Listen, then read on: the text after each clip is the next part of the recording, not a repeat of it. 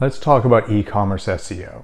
Today, I want to talk about the 3 most overlooked issues that people usually don't pay attention to when it comes to issues with their product pages. Now, product pages can rank for all sorts of terms. That's very common. So it's not to say that you can't get product pages to rank.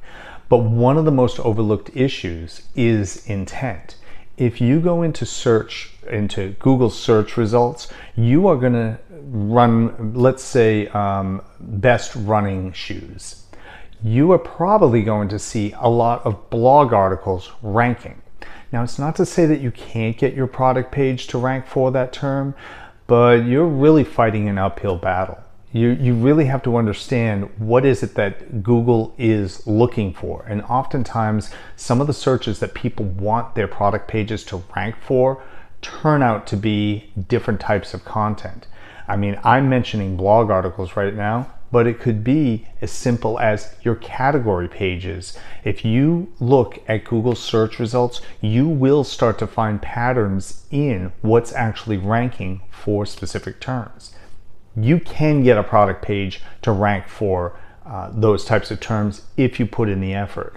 But I'm talking about, why are you fighting an uphill battle? Go ahead and put a blog article, or again, if you're seeing category pages, top running shoes, or just running shoes in general, you're probably going to see a mixture of blog articles and category pages up there. Maybe that's where you should be putting your effort, and then people will eventually get to your product page from there. Now, the second issue that I see a lot of people run into is duplicate content. You have your product page, you have your description of the product. Maybe it was somebody within your organization, maybe it was you yourself. You thought it would be easy just to grab the manufacturer description right off the website, pop it onto your product pages, and then you're wondering, why is my page not ranking? Well, Google has probably picked up on duplicate content, and it's going to go with the canonical page, the one that it thinks was the original owner of that content. Now, again, it's an algorithm. It may not always be right, but it will oftentimes be a matter of, you'll end up finding that you have lots of content on your website that, quite frankly, was taken from other websites. And because of this, you can do all sorts of work that you want, and most likely Google's going to ignore all of that effort because it's already found the original page for this duplicate content. So what you want to do, if you think that this might be an issue, grab your content from your page, from your product page, copy and paste it, put it into Google, and see if there's other pages that are ranking for that. You might be surprised to find that the content was taken from another website and put onto your website at some point. So again, building links, doing things like that, if it's duplicate, you're going to run into headaches. Now, the third thing is very similar to what I just described. You have your content page, but others have copied and pasted it from your website and put it onto their own. This is very common in industries like franchises and so forth, but specifically for products, somebody might have just seen your product page and said, hey, I've got a similar product that's as good a description as any. It doesn't mean that Google saw yours first and determined that yours is the canonical.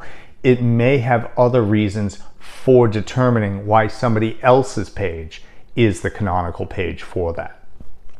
So the best thing to do, again, grab your text, drop it into Google, and see what other pages are ranking for it. Now, here's one little thing that a lot of people don't realize, even seasoned professionals, is that sometimes Google will go ahead and take the backlinks that are going to your page and finding the canonical page on somebody else's website, just transfer all of that link authority to that other page. I have seen it. I've seen it in Google Search Console. It's just a little side note, but that's how serious I want you to take this. Is it's a matter of other pages getting benefit for something that you created. So you either want to go ahead and protect that by reaching out to them and saying, you have taken my content, please take it down, change it, do something. Or you might just want to just take the path of least resistance, go through your content, rewrite those descriptions. Yes, it's more effort, but it's not a matter of who's right and who's wrong sometimes. When you're not ranking and you're not gaining that traffic, sometimes you just have to take these types of actions. So, keep all of that in mind. Backlinks, important. Content, you should have content. You should have embedded videos from YouTube on your product pages. But the three big things that people usually overlook are those. So I hope that this was helpful today, and let me know if you're having any other troubles. Drop it in the comments. I'm always interested in trying to answer questions. Have a good one.